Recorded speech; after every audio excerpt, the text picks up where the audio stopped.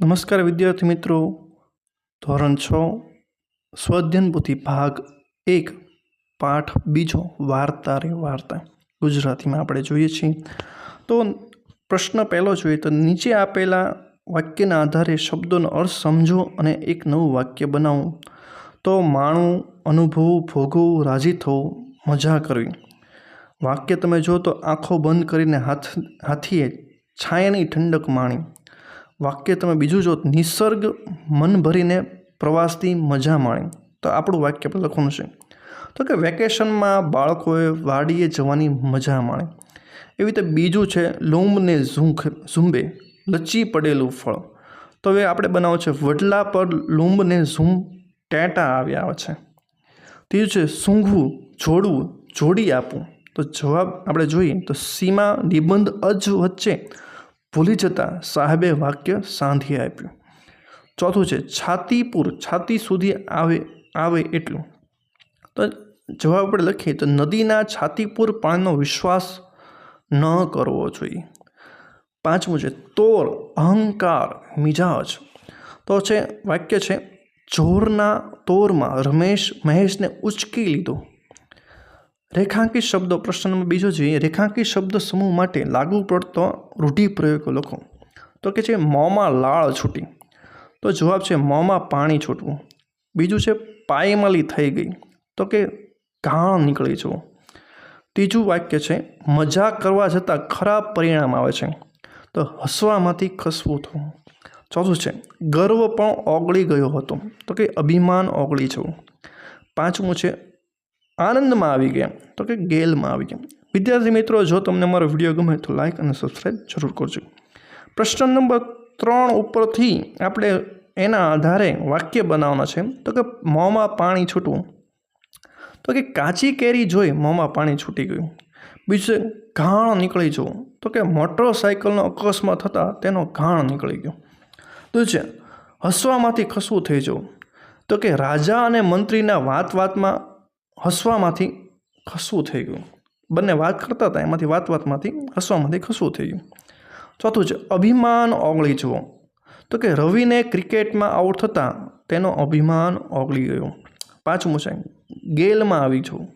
તો કે સિંહના બચ્ચા માતાને જોઈને ગેલમાં આવી ગયા।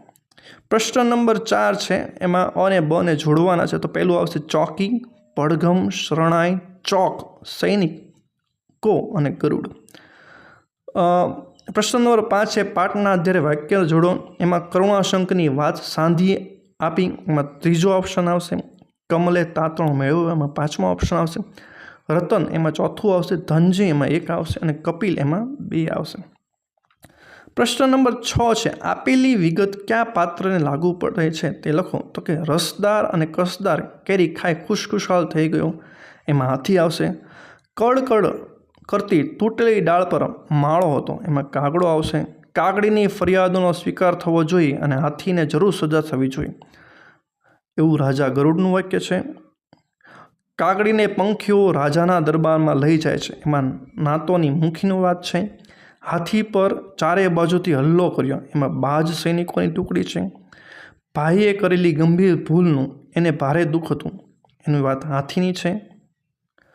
કબૂતરીની વાત સાંભળી હાથીની ભૂલને માફ કરી, તો કે પંખીઓના રાજા ગરુડે। પ્રશ્ન નંબર 7 છે સાચો વિકલ્પ પસંદ કરવાનો છે। હર્ષદે વાત ઉપાડી લીધી એટલે એનો બીજું વાક્ય છે સાચું છે। હર્ષદે વાત આગળ શરૂ કરી। બીજું છે હાથી ઠંડે કલેજે ચાલતો થયો, એમાં ત્રીજો ઓપ્શન સાચો છે।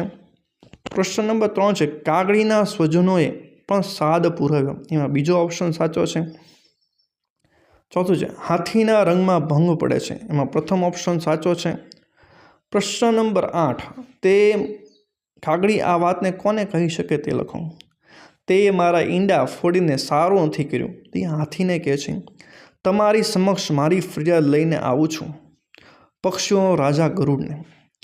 ત્રીજું છે નાતના પંચ સમક્ષ ફરિયાદ કરવા તમારે મારી સાથે રહેવું જ પડશે, તેના સ્વજનોને।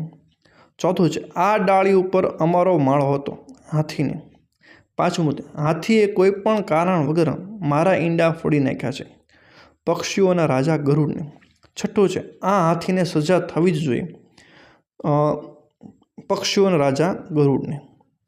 પ્રશ્ન નંબર 9 છે, પ્રશ્નના જવાબ લખો. હાથી સાથી ગેલમાં આવી ગયો. તો જવાબ છે, હાથીએ રસદાર કસદાર ખટમીઠી કેરીઓ ખાધી અને એને ઠંડકનો અનુભવ થયો. એ ખુશ થયો અને ગેલમાં આવી ગયો.